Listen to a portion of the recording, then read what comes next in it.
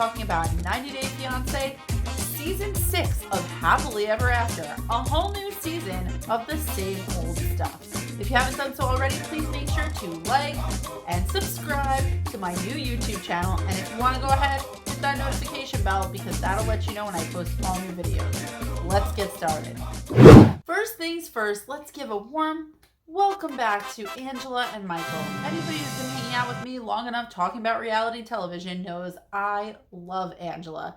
Loud and proud, I love Angela. Thank God she's back to carry this whole entire season because what a lineup they have for this Happily Ever After shenanigans. Angela is back in full effect. She's hanging out with the grids. She goes through her whole relationship with Michael. Conveniently skips over a few parts like how he did the BJ for real.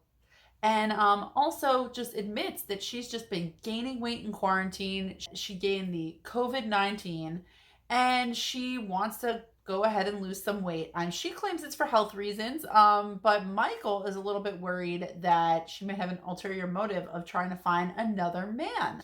Of course, throughout this entire scene, she's making kind of fun and inappropriate comments about their sex life and that not everybody cares to hear, but that's okay. So she goes outside with the grids and they're doing a little physical fitness and she just tries to explain to them that she's not really sure why Mima is getting fatter. Of course, the grids just throw her under the bus because those adorable little grandchildren, they admit that she's been eating candy canes. She's been having cupcakes, cake, donuts. These are her favorite food groups. So it's really a no-brainer here. So she's heading out to LA to have her gastric sleeve surgery and some liposuction and I believe a breast reduction, which I think is the part that Michael was having the hardest time with. Aunt Lydia is still hopeful that the couple will have a baby of their own despite Angela's age. And she's really pushing Michael to keep on trucking in that department. However, Angela seems to be more focused on her health and herself, and she's heading out to LA for her big surgery. So Angela gets to LA and she has this Uber driver. She's wearing her face poncho, and it's not really a face mask, it's more of a poncho for the face. And her Uber driver picks her up and she just spills the beans on her whole life and her love life with Michael and how she hasn't been really on the up and up with the pre-op instructions given to her. She's still been smoking, she's still been eating, and she should have been on a liquid diet.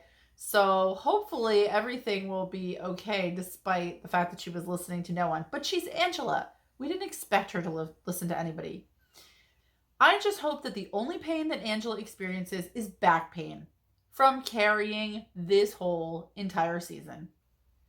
Then returning to Happily Ever After, and isn't that an ironic title for these two, are Mike and Natalie.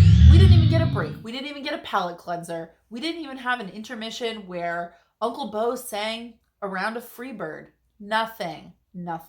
So Natalie and Mike are in Seattle. They're taking a little break from the woods, and they're going to hang out in Seattle for the weekend. Now that Natalie has her ring back, that whole storyline is off the table. But now she's upset because Big Mike isn't wearing a ring. So instead of taking him to a jeweler, because she's kind of broke at the moment, she takes him over to some kind of metaphysical crystal patchouli kind of store and goes in there to find him a ring because, of course, they'll have a ring there that fits Paul Bunyan. So she finds one on, in the little extra add-on bucket by the cash register that she feels will fit him. And I hope they were mood rings because these two could use a mood ring or two. They would be changing colors every 5 minutes. So they do seem to be getting along, even though they went over their whole storyline and, pretty much happy beginning and it was a crash and burn from there on out. Looks like this season, the premise is going to be that they are about to take a trip to Oklahoma to see Mother Butter, Mike's mother, who clearly the tell-all was not shy when she admitted that she wanted Mike to break up with Natalie and even asked neighbor Tamara to stand up and say, I object. Not that people really do that at weddings. So that should be interesting to see Natalie and Mother Butter duke it out in Oklahoma. Also from last season are Brandon and Julia. They are back and they are ready to live happily ever after. So Brandon and Julia are escaping from the farm and they're heading off to Vegas for their little mini honeymoon and to just get away from Betty and the animals. So while they're in Vegas, maybe about 5 minutes, Julia already decides that this is where she needs to be. She wants to move. Of course, Brandon is a little apprehensive because, the life of a pest control technician is not easy. He's going to have to learn how to kill all different kind of new bugs out in the desert. And he's not sure that he wants to transfer over his bug killing, bug squishing certificate. Maybe he's afraid of tarantulas. I'm not sure.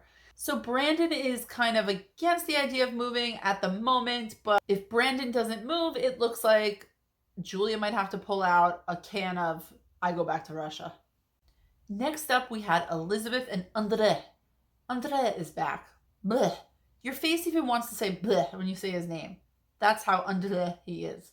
Anyway, so Elizabeth was taking photos of Andre for his new pictures because he's going to be a real estate agent. He decided that going to work is going to be his new thing.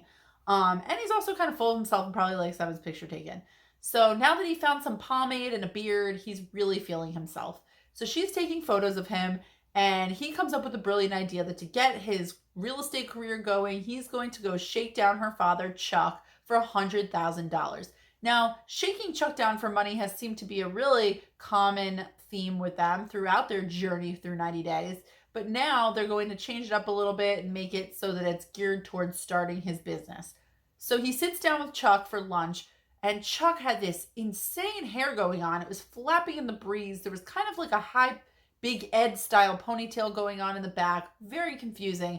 When Andre drops the news that he's looking for $100K, kind of like Oswello's mom, she just wanted the money. Forget the kids. So, of course, Chuck's not ready to just hand over the money, but he does welcome into the family business. And he does tell him that he's going to have to get along with all the other kids who are also involved in the family business. So, of course, this is going to segue into the whole theme of like Andre versus Family Elizabeth once again.